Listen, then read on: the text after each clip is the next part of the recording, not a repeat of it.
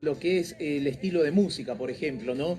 Dice acá Raimundo Altamirano, quería saber, pastor, si está bien bailar reggaetón en la iglesia, ¿eh? La práctica del reggaetón, del hip hop y todas sus ramas. Bueno, la escritura nos enseña que hay ciertas disciplinas que son arte y ofrenda. El baile es una de ellas, puede ser arte u ofrenda. Cuando uno lo baila para Dios o danza, cuando uno baila para Dios se denomina danza. Cuando uno mueve el cuerpo se puede denominar arte, esparcimiento o cualquier otra disciplina. En el caso del reggaetón, yo trato siempre de guiar a las personas en el sentido de que cuando encontremos una parte gris en que la palabra no sea suficientemente clara, no tenemos que inventar historias, eh, ni mentir, ni hacerle decir cosas a Dios que Dios nunca dijo. Pero sí decirle a los hermanos, cuando veas partes grises, tírate para lo blanco. Porque si en la parte gris te deslizás para lo negro, corres el riesgo de que esa actitud, esa disciplina, te cause consecuencias malas. Entonces, bailar en sí, la danza, Satanás se apropió de la danza. La danza es una expresión humana como el canto. Son expresiones humanas que uno puede ofrendarlas a Dios. Danzar para Dios, cantar para Dios. La pintura también, así al igual como el cine o cualquier otra creación de Dios, otra creación humana. Pueden ser disciplina o uno las puede ofrendar a Dios. Satanás se apropió de la danza. Hoy los cristianos no tenemos un lugar donde danzar. Yo les voy a contar algo que va a sonar raro, pero siempre les cuento porque a alguien le puede servir y no va a hacer daño a nadie. Yo muchas veces cuando estoy orando, a veces danzo para Dios. No lo hago siempre, me nace espontáneamente. Y no lo hago en la plataforma porque considero que son expresiones de uno, así como levantar las manos. Y que la sociedad y la comunidad cristiana no está acostumbrada. Los morenos, los negros o los afro danzan mucho. Ellos danzan hasta cuando hablan prácticamente. E incluso cuando cantan, danzan para Dios. O como una expresión humana. No se olviden que una cosa es danzar para Dios, otra cosa es la expresión humana. Una cosa es la adoración y la alabanza, otra cosa es el canto. Canto lento, canto suave. Canto suave no es adoración. Uno puede cantar la misma canción y estar haciendo un canto suave, mientras que el otro canta la misma canción y está adorando. No es la música ni la letra lo que transforma una adoración. Hay algunos que dicen esto es adoración. ¿Por qué? Porque dice Cristo. Ah, Jesucristo, Jesucristo es una adoración. Nada que ver. La adoración es una ofrenda de una expresión humana hacia Dios. Yo puedo cantar la misma, le digo a un mundano, cantate esta canción de Marcos Witt, ¿y qué voy a decir? ¿Que él está adorando? No, porque él no lo está sintiendo, él no lo está dando para Dios, él está entonando, lo está haciendo bonito, incluso mejor que muchos líderes en las iglesias. Pero él no está adorando, él está cantando, suave pero cantando. La misma letra, la misma canción. Cuando uno lo hace para Dios, es una adoración. La música más rápida, cuando uno lo hace para Dios, es una alabanza. La misma música, la misma letra, todo lo mismo cantado por alguien que no lo hace para Dios, es solamente un canto, nada más que un canto. Puede ser bonito, lindo, feo, como fuere, pero un canto. El movimiento del cuerpo puede ser una provocación para pelear, puede ser la hinchada a un equipo de fútbol, puede ser un baile, puede ser una danza, depende del contexto. Cuando uno hace para Dios o lo siente como una expresión del alma o del espíritu, eso se transforma en una danza. Puede ser mover una mano, mover un pie o lo que fuere. Yo en algunas oportunidades mientras oré he danzado para Dios, pero la gente no está, nuestra cultura no está preparada para ver a alguien danzar. Le va a resultar chocante danzar. Es como hablar en lenguas. Ustedes en las cruzadas van a escuchar que yo no hablo mucho en lenguas y cuando hablo alejo el micrófono. aunque hablo en lenguas, muchísimo. Pero la gente no está preparada. La gente primero tiene que escuchar el mensaje. Esta es una expresión personal. Es como la gente cuando habla de sexo. Dice, hablemos de sexo, de sexo. A ver, todos los cristianos tenemos sexo. Los cristianos casados tenemos sexo. Pero eso es una cuestión personal de cada uno. Nosotros no nos ponemos a hablar de sexo cuando nos juntamos con un grupo de personas, porque consideramos que esa es una cuestión privada de uno y de su pareja. Y punto final. Hay otros que les gusta hablar de sexo en la televisión y piensan que son elevados supremos que han descubierto algo. Ahora, ¿qué creen? ¿Que nosotros los cristianos que no tenemos prohibido el sexo? En absoluto. Lo que pasa es que nosotros lo hacemos como algo privado, como algo nuestro y como algo que es la intimidad de cada persona. No le andamos diciendo, a ver, usted pastor, dígame, a ver cómo es su sexo con su pareja.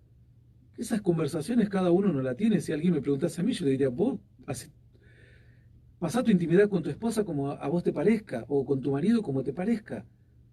Lee la Biblia y en base a eso interpretá lo que Dios te dice. Si tenés dudas, pregunta a un siervo de que estés haciendo algo mal.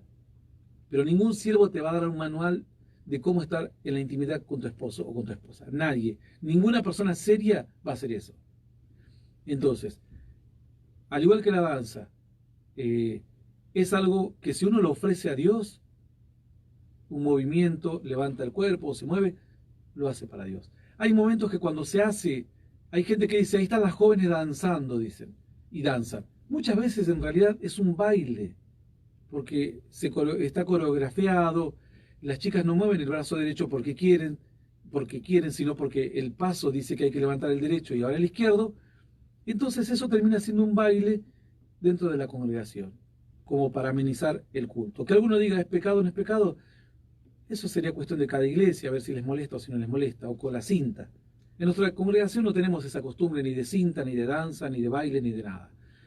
Yo al que quiere bailar un baile reggaetón, yo le diría que ya de por sí el ritmo nace como un ritmo seductor, como la famosa lambada de años atrás. Así es. Entonces, ¿cómo cristianizo yo la lambada? Es muy difícil cristianizar la lambada o el reggaetón. Yo le diría que cuando una persona tenga dudas, directamente prefiera no hacerlo. Es mejor no hacerlo. Porque tal vez le vamos a terminar siendo de tropiezo a otras personas. Y lo que menos queremos en una iglesia es que la gente adquiera costumbres que le sean de tropezadero. Porque diga, bueno, usted baila el reggaetón, pero ahora yo vine, me puse moneditas en el vientre y voy a hacer la danza del vientre, pastor, porque fui a una escuela de danza del vientre. ¿Cómo frenamos? ¿Hasta qué punto? ¿Cuál es la danza? Y otra viene después con el caño.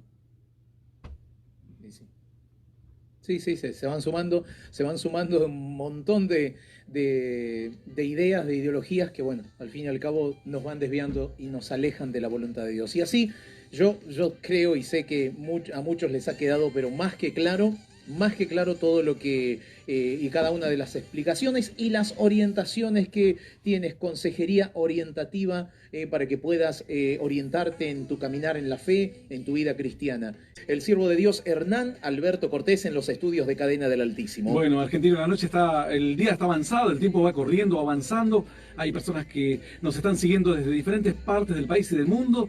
Queremos darte esperanza en tiempos adversos, queremos que encuentres paz en tu corazón, que sepas que Dios tiene todo bajo control, que aun cuando dice la Escritura, voy a compartirte algo, argentino, que es una historia interesante, porque ya no vamos no vamos a hacer mucho más tiempo para anécdotas, quedará para mañana, al igual que algunas alguna consejería orientativa y demás. La charla de café. La charla de café, mis amigos van a tener que esperar hasta mañana para hablar. Pero quiero contarte una historia que es muy similar a esta.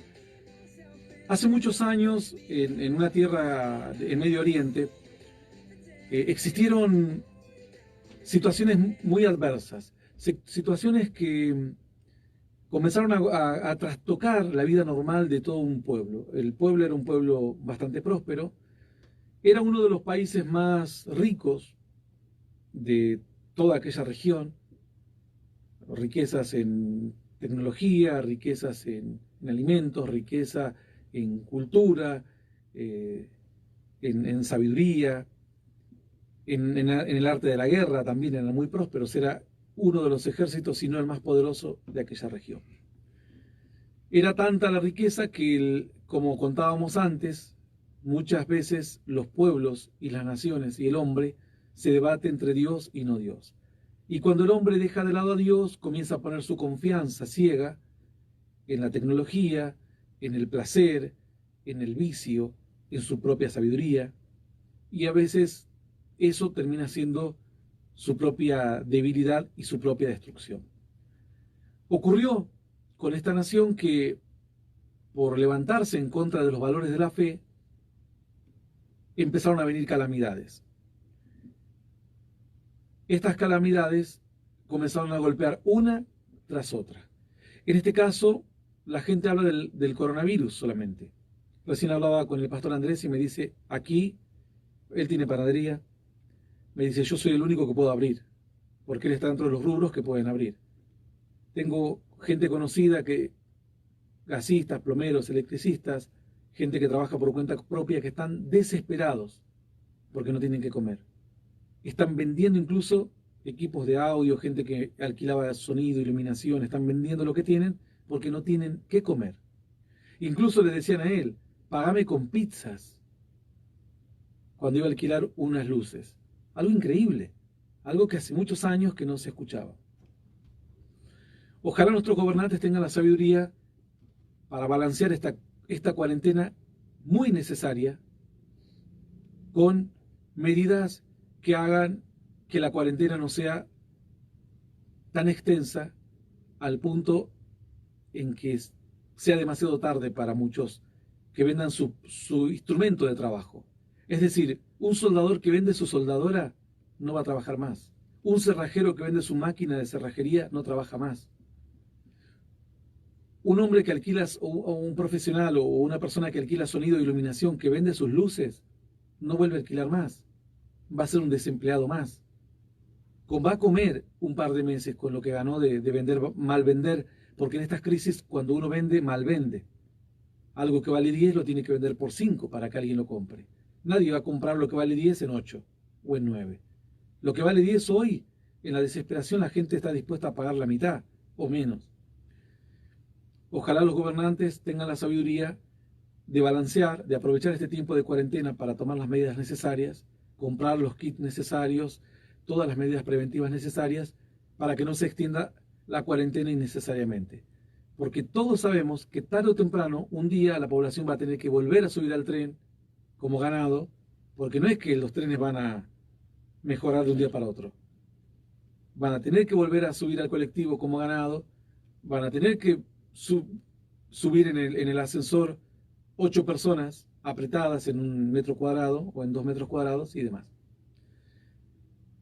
Ojalá alguien se dé cuenta antes que sea esto demasiado tarde. Aquí hay 2 calamidades que van a golpear a la población, o 3. El coronavirus en sí, la crisis económica que va a ser devastadora, como decía Donald Trump, va a ser devastadora. Muchos países están, por eso muchos como Inglaterra priorizaron lo económico, pero después se dieron cuenta que tenían que hacer cuarentena. Y quizás puede haber una combinación de los dos, quizás no es ni una ni la otra cosa. Hacer cuarentena, concientizar a la población, dejar unos días que la población vuelva a tomar un aire, los negocios se vuelvan a abrir, el que es plomero pueda agarrar algún trabajo, tener un poco, y si ven que la situación no mejora, poner otro par de días o 3 o 4 días de cuarentena hasta que la población se eduque y mantengamos una distancia y el virus rote en la población. Porque si lo que Angela Merkel dijo, que es la presidenta de Alemania, fue serio, como yo estoy totalmente seguro que es, y que no habló porque se le ocurrió de su mente, sino que consultó con los mejores especialistas, ella aseguró, al igual que muchos, que el 70% de los alemanes va a contraer coronavirus.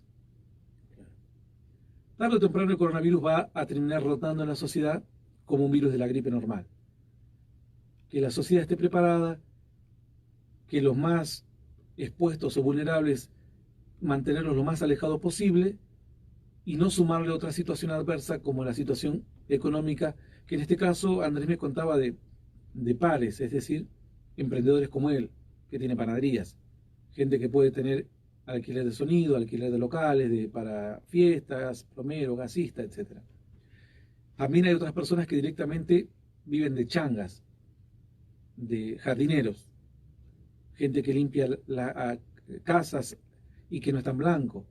Entonces, ojalá los gobernantes tengan la sabiduría necesaria para tomar decisiones. La tercera plaga o la tercera crisis que va a enfrentar esta sociedad hoy es la crisis emocional. Muchas personas van a quedar muy temerosas, van a pensar que si les agarra el coronavirus es como el SIDA y van a morir, y no es cierto. El porcentaje de letalidad o de muerte es muy bajo en el coronavirus, pero el tema es que es bajo, pero si se contagian 4 millones, que de 4 millones pierdan la vida un 2%, y estamos hablando casi de 8.000 personas. Es mucho. Entonces, es importante que nosotros podamos entender que a pesar de estos golpes que estamos sufriendo como sociedad, 3 plagas juntas que van a venir, el coronavirus, la crisis económica y el problema emocional que nos va a dejar todo esto, en aquellos días hubo más plagas. Cuenta la historia que en aquellos días, en esta nación próspera de Oriente, hace muchos años, le vinieron plagas de langostas, le vinieron plagas de piojos. Las langostas devastaron las cosechas, es decir, vino una crisis económica tremenda. Los piojos, moscas, la plaga de la sangre, la plaga de las tinieblas. Pero lo curioso es que dice que mientras todas estas plagas comenzaron a azotar a Egipto, el pueblo de Dios se había visto forzado a salir de Israel. No se llamaba en aquel momento Israel, no existía Israel, era la tierra de Canaán. Salió de la zona donde actualmente es Jordania, Israel, y se movió a Egipto porque José era un funcionario muy importante en Egipto. Cuando llega el emperador o faraón, le dice a José: tu pueblo no es como mi pueblo y las razas son distintas y las costumbres, y yo no quiero que los egipcios los vean como invasores o como raros, por lo cual quiero que lo mantengas alejado de mi raza. Le dieron la tierra de Gosén. Pero dice la Escritura que mientras en todos lados hubo plagas y tinieblas, en la tierra de Gosén, donde vivían los hijos de Dios, dice que había luz. Entonces, para los hijos de Dios, la crisis económica va a golpear, pero ellos van a estar con una protección extra. La crisis emocional y de conflicto y de dudas y de temores nos va a golpear, pero tenemos una fuerza y un poder extra. Y aun si la salud no fuese golpeada, tenemos una fortaleza y un poder extra que otros no tienen. Así que tenemos que estar confiados, que dice la Escritura, que aquel que cree en Dios y confía en Dios, Dios lo mantendrá en su mano. Y dice: y lo que está en mi mano, nada ni nadie lo arrebatará de mi mano. Amén, así es, así es. De esta manera seguimos junto a vos aquí en la radio en cadena del Altísimo. Tenemos muchas experiencias para contar, mucha bendición para contar. Solo hemos hablado siquiera de un comedor, que es el de Mendoza. Podríamos hablar de otras historias, lo que está pasando en Santiago del Estero con el comedor, con la tarea social, lo que sucede aquí en el Gran Buenos Aires, la experiencia que han tenido hermanos con niños que asisten a los comedores. Es muy largo. Vamos a ir bajando un poco el ritmo, ya poniendo el último freno a la entrada de este día. Hemos recibido pedidos de oración. Sabemos que hay personas que dicen: yo no soy cristiano, no importa. Oraremos para que Dios te dé un milagro y termines por ser un creyente. Porque ninguno de nosotros nació con una etiqueta diciendo: soy un creyente. Terminamos por creer porque Dios nos demostró su bendición, nos habló, nos dio un milagro, nos demostró en una palabra, en un sueño, nos tocó su espíritu, alguna señal, algo que nos hizo cambiar. Nadie nos dio dinero para creer, nadie nos contó un cuento para creer. Creímos porque Dios se demostró en nuestras vidas con poder y con potencia. Dijo el apóstol: nuestra palabra no fue a vosotros con palabras persuasivas o de humana sabiduría, sino con demostraciones de poder y potencia de lo alto. Ese es el propósito de cada cruzada, que conozcas al Dios Todopoderoso, no que escuches una predicación más. Si no, dejaríamos que la radio pase prédicas y no haríamos ninguna cruzada. Las cruzadas darán algo que las prédicas no lo hacen. Y esta oración que vamos a hacer ahora te dará algo que todo lo que hemos hablado antes tampoco lo hace, que es una señal, un renuevo, un poder que nacerá en tu interior, un milagro que tocará tu vida, una convicción diferente. Comenzarás a ver donde otros ven tinieblas, comenzarás a ver luz. Donde otros ven debilidad, tú verás fortaleza. Y así en cada aspecto, tus ojos serán distintos, tu visión será distinta. A un profeta lo vinieron a buscar un ejército de sirios porque decían que él era como un espía. El criado del profeta le dijo: maestro, haz algo, tenía miedo, el ejército lo rodeaba. El profeta tenía el semblante tranquilo, de esperanza, de optimismo, y oró a Dios y le dijo: Padre, ruego para que éste vea que mayor son los que están con nosotros que los que están contra nosotros, en contra nuestro. Cuando dijo eso, el criado comenzó a mirar a su alrededor, vio todo el ejército sirio, mas detrás de ellos comenzó a ver todo un ejército celestial de ángeles. Y ahí entonces tomó confianza y entendió que no iba a haber ejército, no iba a haber maldad, no iba a haber nada que se interpusiese para destruir la vida de un creyente si Dios no lo aprueba. Nada, nadie te podrá hacer frente, dice la Escritura, en todos los días de tu vida. Como estuve con Moisés, dice el Señor, estaré contigo también. Vamos a orar. Donde quiera que te encuentres, si puedes cerrar los ojos, si estás en un vehículo y puedes estacionar, si estás trabajando y puedes tomar un pequeño tiempo, sería bueno. Pero como sea, donde estés, cierra tus ojos, en señal de respeto a Dios, de reverencia, para que también no te distraigas mirando algo y te concentres solamente en orar, en hacer tu petición a Dios. Yo no conozco tu necesidad. No sé qué es lo que hay en tu corazón, si una enfermedad, si un pariente privado de su libertad, problemas económicos, divorcio, problemas con los hijos. Hay una gran variedad de problemas que nos golpean todos los días. Desconozco. Pero lo que sí sé es que hay un Dios que puede escuchar tu petición. Si sos un empresario, un adinerado que dice: yo nunca entraré a una iglesia porque no creo en Dios, eso es para los ignorantes, y eso es lo que la gente repetía antes. Hoy somos muchos profesionales, que en muchos casos no tenemos un título universitario, sino mucho más, que incluso muchos otros profesionales. Pero sin embargo creemos en Dios. Y que no somos personas que no hemos emprendido, tenemos empresa, tenemos negocios, y creemos en Dios. No creemos en Dios porque nos falte algo, sino creemos en Dios porque Dios llena y nos da respuesta a todas las preguntas que tenemos en nuestro corazón que nunca han encontrado respuesta. Donde sea que estés, quiero hacer una oración por ti, tú que estás privado de tu libertad, que vives en una villa y dices: yo siento que soy un ciudadano ni siquiera de segunda, soy un descarte de la sociedad. Tú no eres un descarte, eres muy importante para Dios y Dios te ama.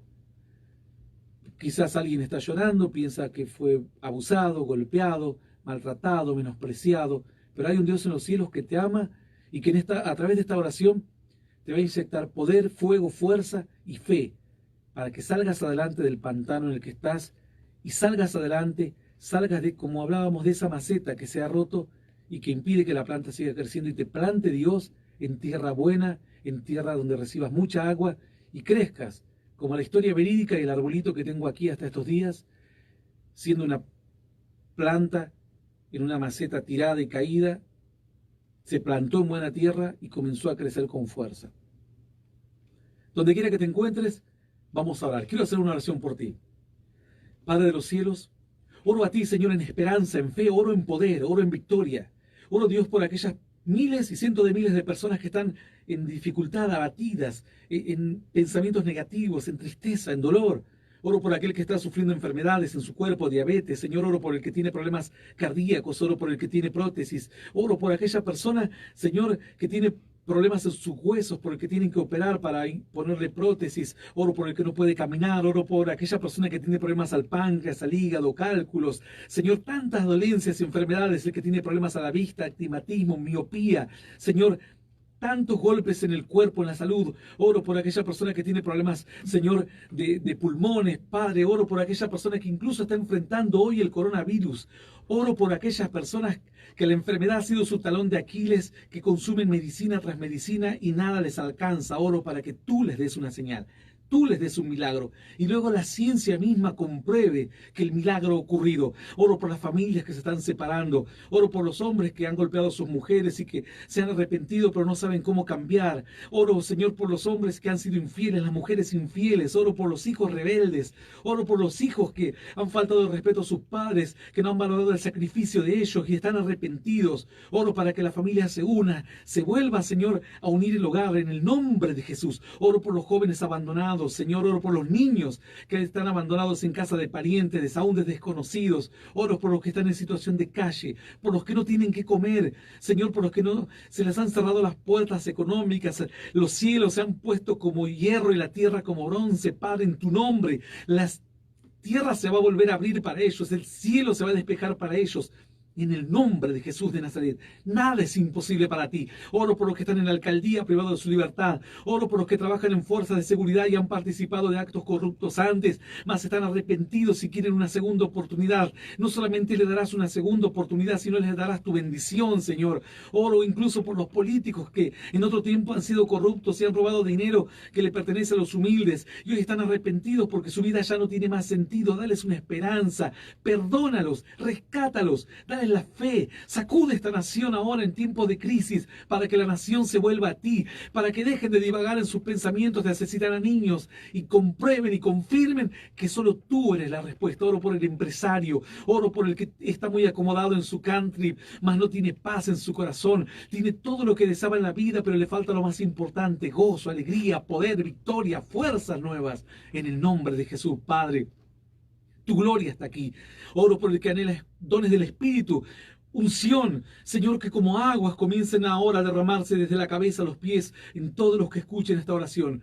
Aguas que serán para lavar el alma y el corazón arrepentido. Aguas espirituales, Señor, que serán para lavar los pensamientos negativos y los fracasos del pasado. Aguas, Padre, que serán para lavar, Señor, la mente que está confundida, golpeada, Señor, maltratada. Aguas que llenen nuestra fuente de alegría para los creyentes, para los siervos cuyas lámparas se estaban apagando, que se alumbre nuevamente. Y ahora es el momento de gran tiniebla y ahora es el momento de brillar, brillar y no parar de brillar en tu nombre. Señor, ruego a ti que esta oración sea poderosa, efectiva, eficaz. No una oración más, una oración que cambie el estado de las cosas, que provoque un milagro, abra los ojos de los ciegos y comiencen a ser ahora creyentes en la fe, poderosos y victoriosos, y luminares y referente para otro. En el nombre de Jesús lo declaro hecho, en el nombre del Padre, del Hijo y del Espíritu Santo de Dios. Amén. Y amén.